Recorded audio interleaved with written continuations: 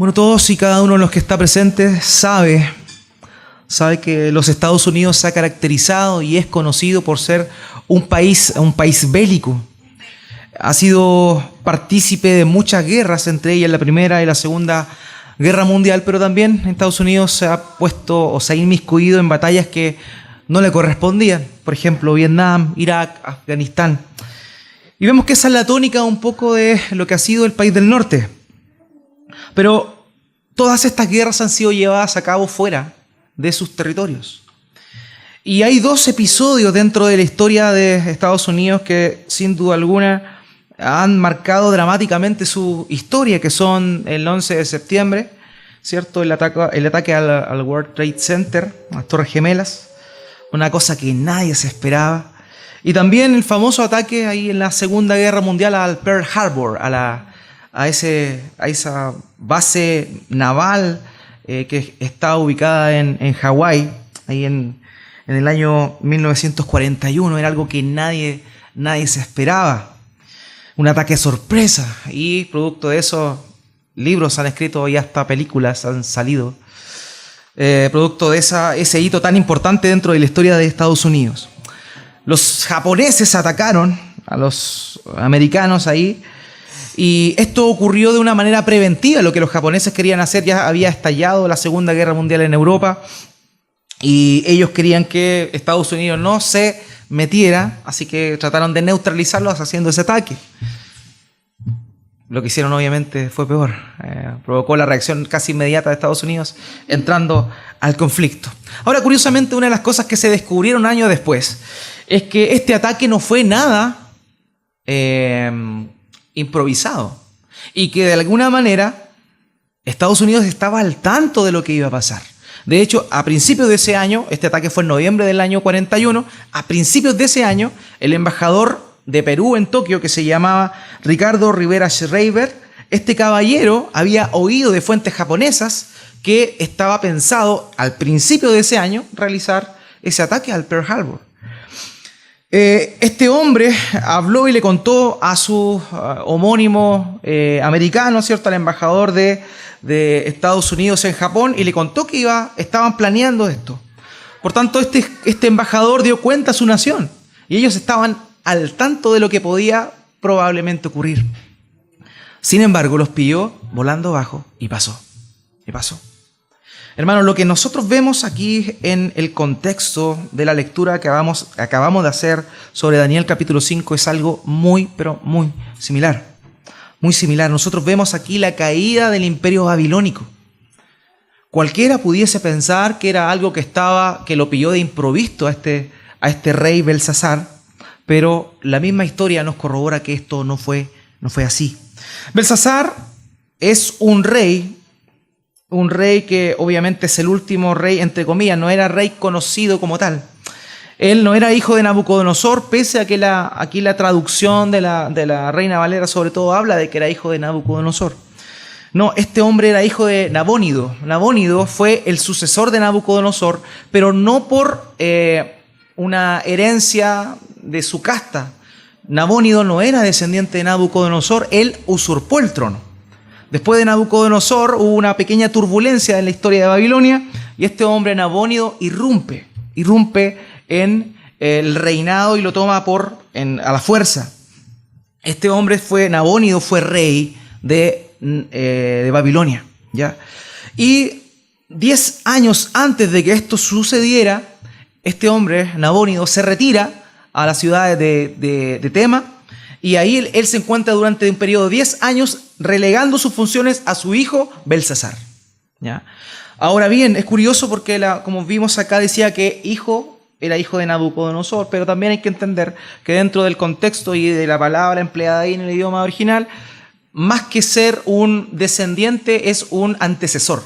Por eso se refieren a cuando la madre de este rey usurpador Belsasar le dice tu padre Nabucodonosor, pero en realidad no era su padre, era su antecesor, ¿ya? Por eso, teniendo eso claro, ese contexto claro, tenemos que también recordar lo que vimos la semana pasada de Daniel capítulo 4, donde Nabucodonosor es castigado por su orgullo, ¿cierto? Lo estuvimos viendo. Y él se encuentra por un periodo de tiempo alejado de la civilización, incluso como sufre una enfermedad llamada boantropía, en la cual él se creía un bovino, él se creía una vaca. Pastaba junto a los animales, le creció el cabello, le crecieron las uñas y era un animal más, producto del juicio que Dios había realizado en su vida, producto de su orgullo, valga la redundancia. Ahora, de ese capítulo hasta ahora han pasado 30 años. 30 años hay entre el capítulo 4 y el capítulo 5. Obviamente dentro del relato pareciera que todo sucede un evento después de otro, pero 30 años han pasado. 30 años han pasado y el contexto nos habla aquí de la caída de este imperio, del imperio babilónico. Ahora vemos que este hombre, Belsasar, estaba y se encontraba realizando un banquete. Y es algo curioso, ¿saben por qué? Porque semanas antes de eso, la historia cuenta que Nabónido, su padre, había sido derrotado en la ciudad de Opis por parte de los medos y los persas. Después, los medos y los persas siguieron atacando y rodearon una ciudad que se encontraba a 30 kilómetros al sur de Babilonia. La situación contextual de este pasaje no daba para que Belsasar hiciera una fiesta, hiciera un banquete. Sin embargo, vemos a este hombre haciendo un banquete. Pronto venía el sitio.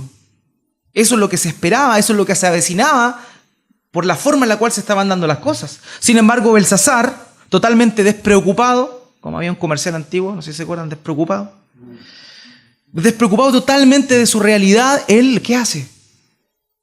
Él llama a todos sus nobles y les da una fiesta. De hecho, la historia cuenta, los historiadores Heródoto y Jenofonte señalan que el día que Babilonia cayó, hasta los guardias estaban ebrios.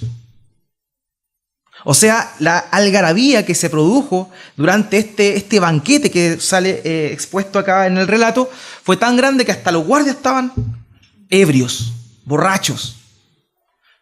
Pero vemos que la situación era álgida. Ellos estaban, de alguna manera, prontos a entrar en un proceso de sitio y ellos deberían tener resguardos al respecto. Sin embargo, vemos aquí a este hombre Belsasar orgulloso. ¿Orgulloso de qué?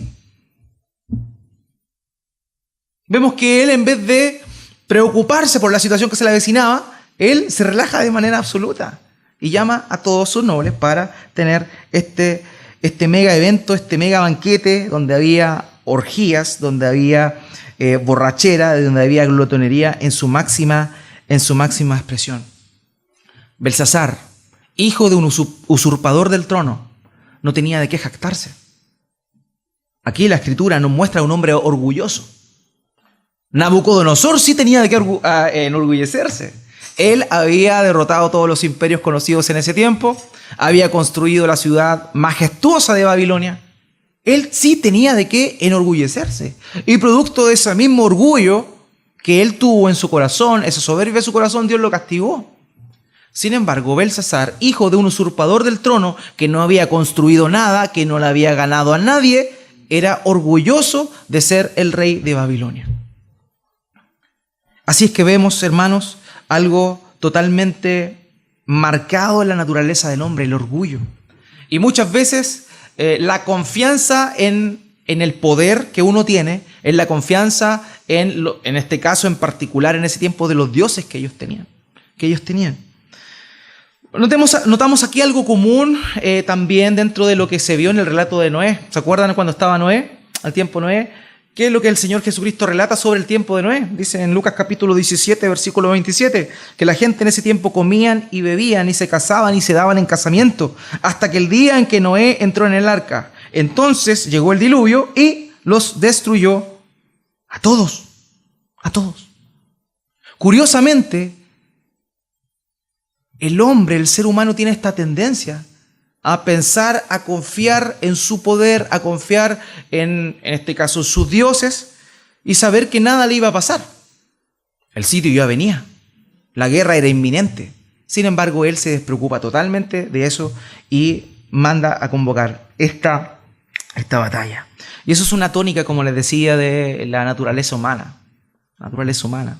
Pasó en el tiempo de Noé, pasó muchas otras oportunidades, Sodoma y Gomorra.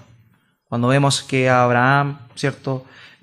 Señor Dios se aparece a Abraham y le habla acerca de la destrucción de Sodoma y Gomorra. Vemos la historia de Lot ahí y vemos cómo es tomado Lot de una manera inminente para la destrucción de Sodoma y Gomorra. ¿Cómo estaban los sodomitas? Pasándola bien, en jarana, estaban ebrios. Eso es lo que nosotros vemos. Esa es la tónica. El mundo se despreocupa totalmente, no sabiendo que lo que se le viene es un juicio. A lo que a Belsasar se le venía y estaba a puertas era un juicio. La gente hoy en día sigue de esa misma manera. Piensa que no tiene que darle cuentas a nadie, por eso que el ateísmo ha tenido tanto prominencia en el último tiempo. Si no hay Dios, no debo darle cuentas a nadie. Eso es lo que va, eso es lo que se ve. Y vemos cómo la gente celebra cosas que son totalmente merecedoras de juicio. En este caso, Belsasar, producto de su orgullo, que Daniel se lo hace ver dentro del mismo relato, él estaba sumamente despreocupado y celebraba, paradójicamente, que se le venía a un sitio, probablemente la destrucción de su imperio, puesto que cosa que vino finalmente. Pero notemos aquí este patrón que nosotros vemos la semana pasada, durante la semana. Sabemos que en Argentina se aprobó en la Cámara de Diputados el aborto libre. Y era de verdad estresante ver cómo mujeres lloraban de felicidad al ver que se estaba dando el primer paso para legalizar algo que es merecedor del juicio instantáneo de Dios, como es un magnicidio del tipo de lo que significa el aborto. Ese es el corazón del hombre. En Belsasar nosotros vemos el corazón del hombre.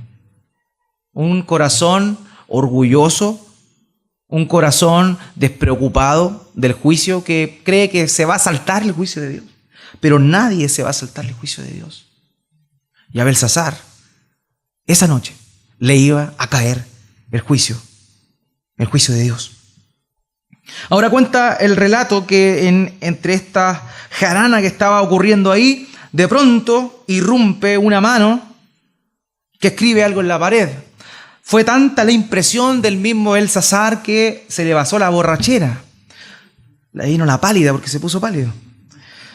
Se puso pálido, dice el relato, y de alguna manera entró preocupación y terror. Dice que tiritaba, producto de la visión que él estaba observando en ese momento.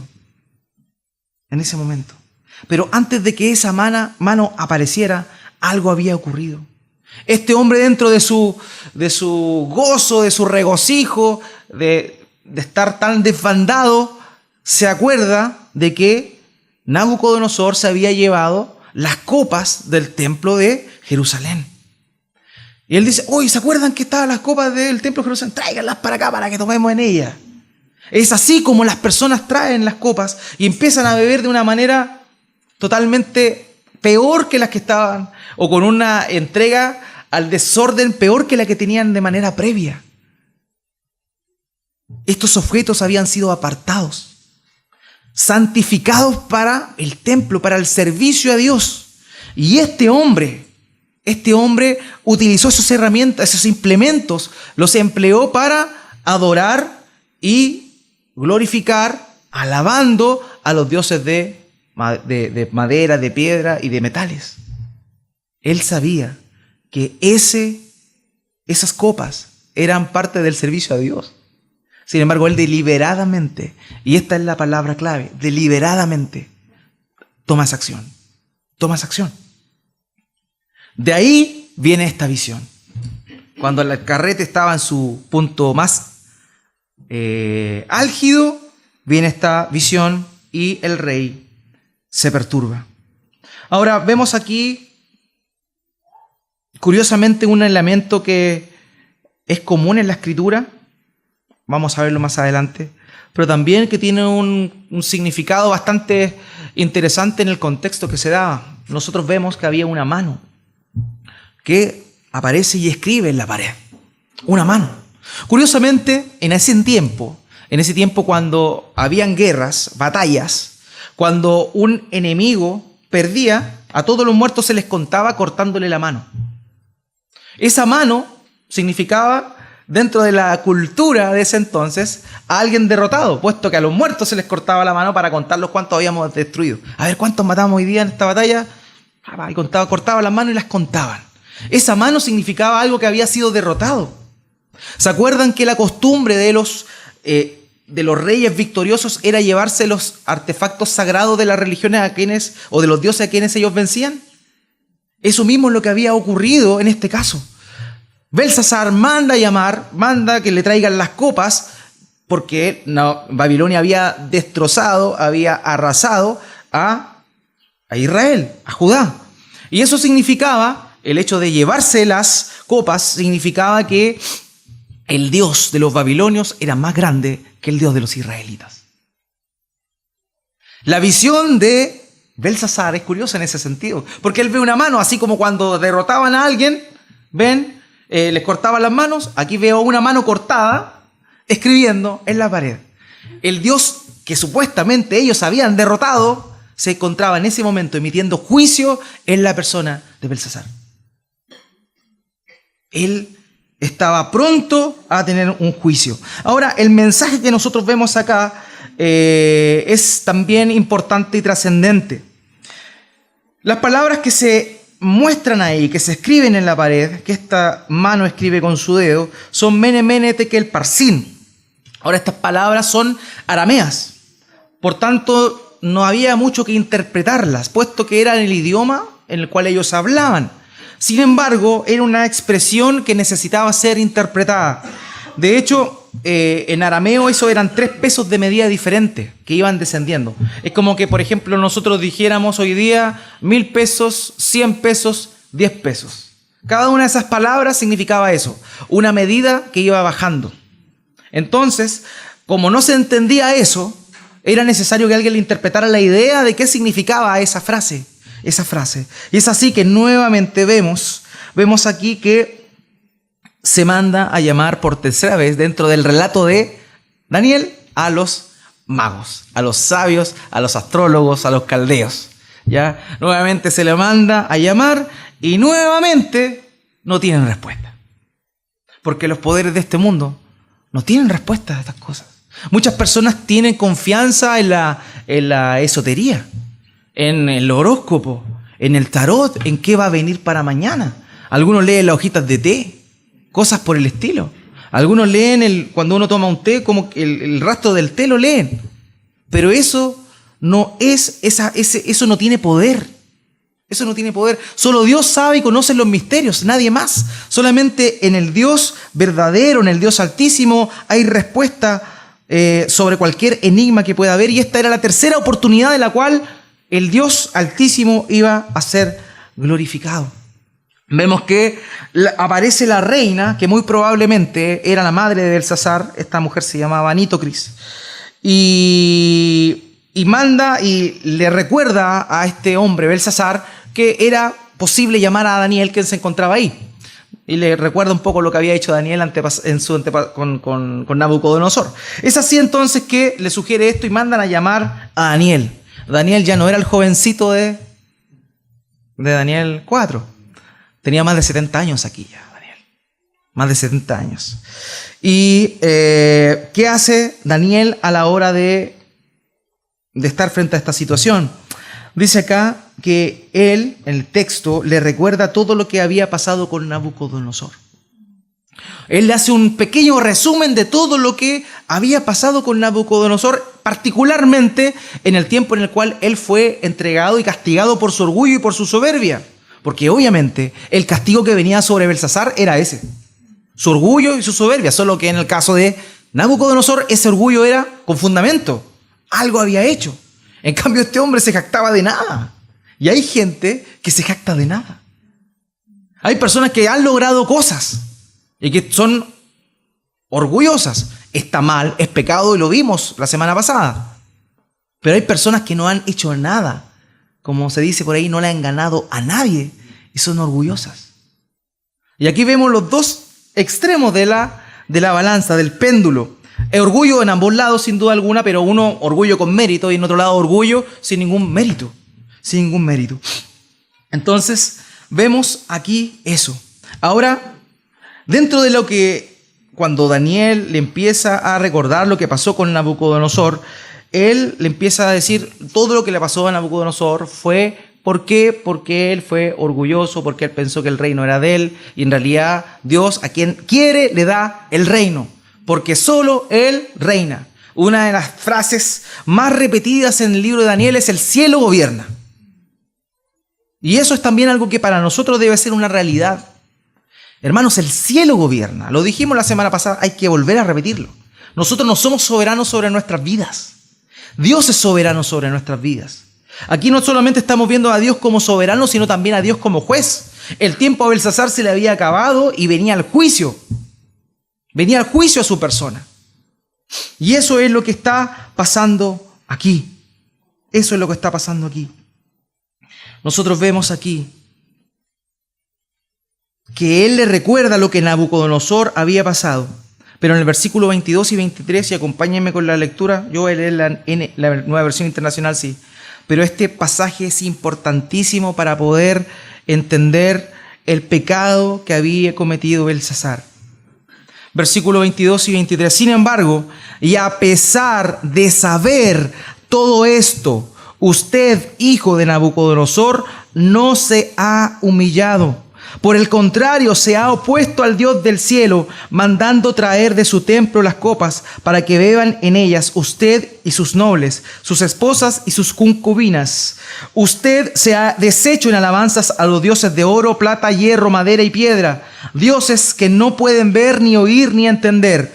En cambio, no ha honrado al Dios en cuyas manos se hallan la vida y las acciones de su majestad.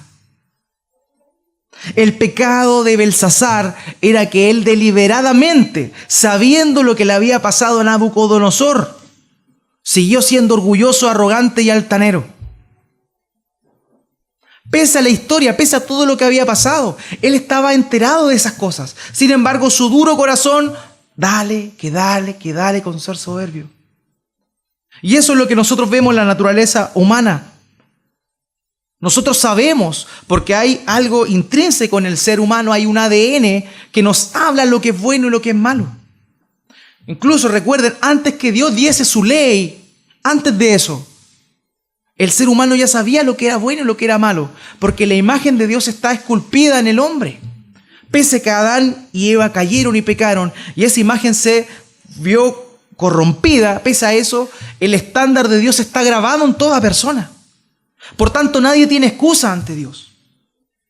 El típico ejemplo del indígena que se encuentra en África, que nunca ha oído de Cristo y del Evangelio, no tiene excusa ante Dios, porque hay una ley en su corazón, escrita, que tiene conciencia de pecado. El problema de Belsasar es que deliberadamente pecaba. Deliberadamente siguió siendo orgulloso. Siguió viviendo una vida como que todo giraba en torno a él. El pecado del ser humano, de todo tipo de ser humano, es precisamente el mismo. Sabemos lo que es bueno, sabemos lo que está mal. Sin embargo, deliberadamente lo hacemos. Deliberadamente lo hacemos. Por eso es paradójico ver a estas mujeres en Argentina llorando por algo que está mal. Se gozan de alegría, se alegran y lloran de júbilo por algo que está totalmente mal. Pero van a tener que dar cuenta ante el dador de vida también. Y eso no es tan solo para las personas que no tienen fe, también es para nosotros aquellos que somos creyentes. Muchas veces vivimos nuestra vida de fe creyendo que no tenemos que darle cuenta a Dios de nuevo. Hermanos, la visión de Apocalipsis dice: y vi a los muertos de pie, grandes y pequeños, y abrieron los libros y se dio cuenta de todo según lo que habían hecho. Todos vamos a tener que dar cuenta ante Dios. Todos. En el caso de aquellos que han creído en Cristo, el sacrificio vicario de Cristo cubre el pecado que esa persona cometió y es librada del castigo de ese juicio. Pero aquellos que no, lamentablemente van a tener que cargar con el peso de su pecado. Y eso es una realidad. Pero todos vamos a tener que dar cuenta delante de Dios. Si estamos en Cristo, ya no para perdición, pero sí vamos a ser, dice que nuestras obras van a ser probadas como por fuego, van a ser echadas al fuego, y la obra que prevaleciere, esta va a ser recompensada, y la que no prevaleciere va a ser ahí, se le va a contar negativo. Ya no para perdición, pero sí no va a recibir el galardón que Dios promete a aquellos que le buscan, a aquellos que le sirven. Todos tenemos que presentarnos delante de Dios. El tema es que nosotros, creyentes y no creyentes, somos tan orgullosos en nuestros corazones que sabiendo la verdad, pecamos de manera deliberada. En el Antiguo Testamento, en Números capítulo 15, versículo 29 al 31, la misma ley ya mostraba la diferencia en el castigo que existía cuando alguien pecaba con conocimiento, cuando alguien pecaba sin conocimiento. Dice lo siguiente: una sola ley se aplicará para todo el que peque inadvertidamente, tanto para el israelita como para el extranjero residente. Pero el que peque deliberadamente, sea nativo o extranjero, ofende al Señor. Tal persona será eliminada de la comunidad y cargará con su culpa por haber despreciado la palabra del Señor y quebrantado su mandamiento. Hermanos, si tú has creído en Cristo, nunca olvides que si no fuera por la sangre de Jesucristo, entregada y derramada por ti y por mí, el lago de fuego y azufre nos esperaría, porque pecamos deliberadamente. Salmo 130, versículo 3. Si tú, Señor, tomaras en cuenta los pecados, ¿quién, Señor, sería declarado inocente? No hay nadie inocente. Todo aquel que pisa esta tierra y tiene conciencia, peca de una manera deliberada. Todos somos ese Belsasar y todos mereceríamos el juicio que le vino a Belsasar. Y muchas veces olvidamos eso. Pero no debemos olvidarlo. Debemos vivir en la gracia, en gratitud, evidentemente, ante lo que Dios nos ha dado. Pero no olvidemos cuál sería nuestra condición si la sangre de Cristo no hubiese sido derramada por nuestros pecados.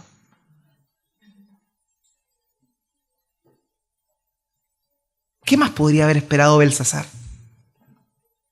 Sabía que había deliberadamente ofendido a Dios utilizando las cosas santas del templo. Sabía que había sido orgulloso con conocimiento de aquello que le había acontecido a Nabucodonosor. Sin embargo, Dios emite este juicio. Mene, mene, tekel, parsim, que como el mismo pasaje lo explica, significa tres cosas. La primera, que los días de su reinado tenían un límite. La segunda, que había sido pesado y no pesaba lo que debería. Eso es el juicio. Él fue sopesado, pero no pesaba lo que debió haber pesado. Y la tercera sentencia es: tu reino ha sido dividido y entregado a los medos y a los persas. Hermanos, Dios tuvo misericordia de Nabucodonosor. Le dio un castigo por un periodo de 7 tiempos. Él estuvo viviendo como los animales, sin razón, viviendo, teniendo una mente animal. Hasta que Dios puso en su corazón arrepentimiento. Fue en ese momento, pasado ese periodo de tiempo, cuando Nabucodonosor abrió sus ojos y notó, se dio cuenta de lo que había hecho, y la respuesta de Nabucodonosor fue arrepentimiento. De esa manera Dios le devolvió el reino. Pero aquí, en Belsasar, ya no hay oportunidad de arrepentimiento. Sí, Dios es misericordioso y le manda a Daniel, así como lo hizo con Nabucodonosor. Dios le manda a Daniel para que de alguna manera le revele su misterio y pueda confrontarlo con su pecado. Nabucodonosor no tenía excusa ante Dios, mucho menos cuando Daniel le interpreta su sueño. Belsasar tampoco tenía excusa ante Dios.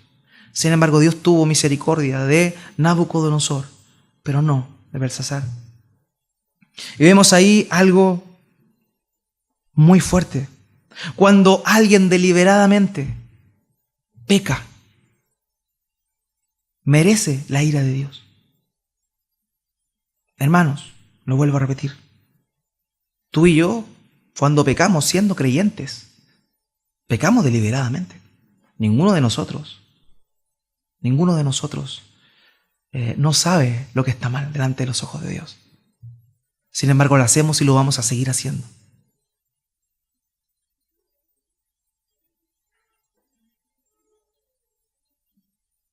Pero en este caso ya era tarde.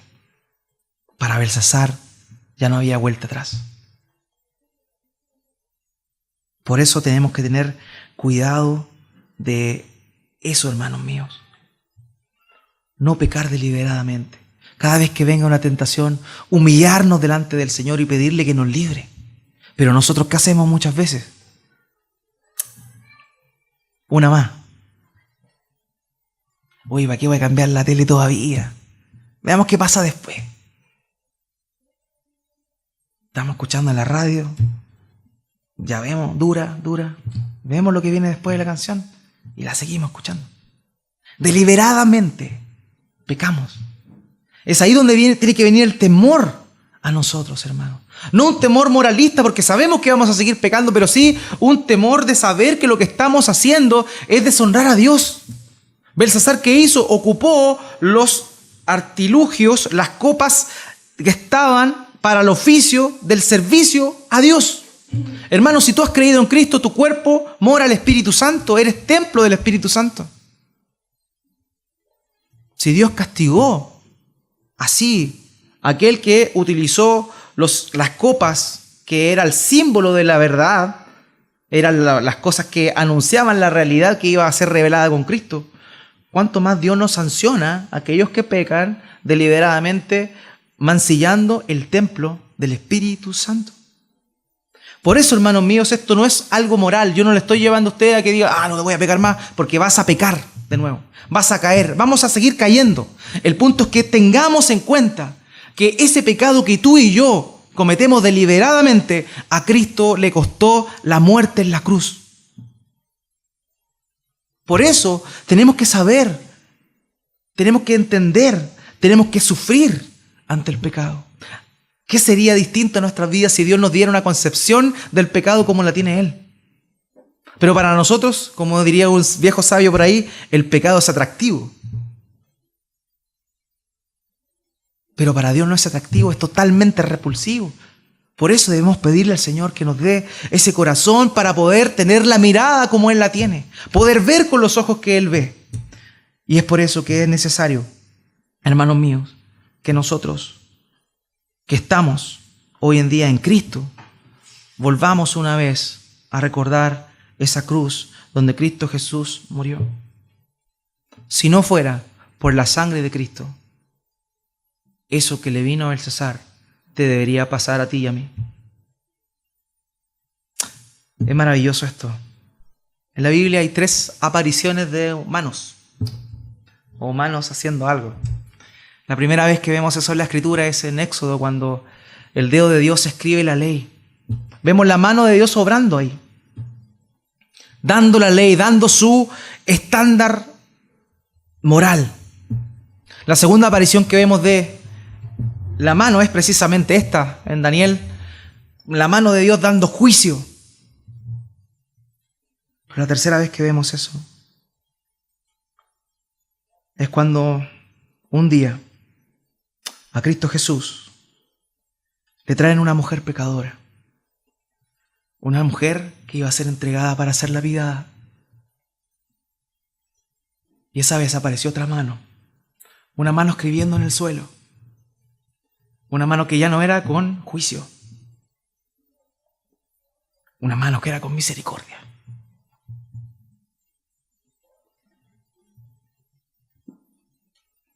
Y esa es la mano que, si tú has creído en Cristo, disfrutas el día de hoy. Por la muerte de Jesús, por su sangre en la cruz, ya no hay juicio para ti ni para mí. Qué maravilloso es ver cómo la cruz impregna toda la historia de la redención. Cómo ver esto sin ver a Cristo ahí. Cómo ver el juicio que vino sobre Belsasar sin ver el juicio que debió haber venido sobre nosotros. Pero todo eso lo cargó el Señor Jesucristo en la cruz del Calvario por nuestros pecados. Hermanos, pidámosle a Dios no caer, que Él nos libre de la tentación. El Señor Jesús nos enseñó a orar de esa manera. Líbranos de la tentación, líbranos de caer en la tentación. Vamos a ser tentados. Derramémonos ante el Señor cuando vengan esas situaciones. Porque esos pecados que tú y yo cometemos deliberadamente a Cristo Jesús, le costó la cruz. Bendito sea el misterio del Evangelio del Señor Jesucristo. Ya no tenemos que pasar por condenación. Ya no tenemos que tener la ira de Dios sobre nosotros porque Cristo Jesús cargó la ira de Dios en su espalda por ti y por mí. Qué maravilla es encontrarnos con esa maravillosa verdad. Hermanos míos, que esta semana el Señor nos ayude a tener esa concepción, a no ser sencillos ni livianos con el pecado, más cuando sabemos lo que es pecado y lo que no es pecado. Humillémonos ante el Señor, recurramos en humildad a esa cruz para que nuestro Señor nos socorra en ese momento. Y si fallamos, nunca olvidemos otra hermosa realidad. Si alguno pecare, abogado tiene para con el Padre a Jesucristo el justo. Gracias sean dadas a nuestro Dios por ese maravilloso evangelio en el cual ya no tenemos que pagar por nuestros pecados. Y si tú esta mañana estás aquí y tú no entiendes lo que estoy hablando, si tú, para ti esto es chino, no sé, no tiene lugar, no tiene ni un sentido, déjame decirte que todos los que estamos aquí somos pecadores. Y que hay un Belsasar en ti o hay un ladrón de la cruz en ti. Alguien sobre el cual le va a caer el juicio o alguien sobre el cual se le dio una maravillosa promesa y esperanza en esa cruz. Si tú no has creído en Cristo y no has puesto tu fe en Él, ese es el llamado que Dios te hace también esta mañana. No desperdicies esa oportunidad que Dios te da para oír y para recibir la obra de Cristo. Porque si no, tú vas a tener que pagar y cargar tu pecado. Hermanos, ese que sea el deseo de en esta semana, de buscar al Señor, de humillarnos delante de Él y reconocer nuestra incapacidad, pero también nuestra completa esperanza en esa cruz que nos redimió a nosotros. Fíjense que la solución para Belsasar, la solución para él era aquel viejo olvidado Daniel, aquel que estaba olvidado allá, quizá dónde estaba Daniel.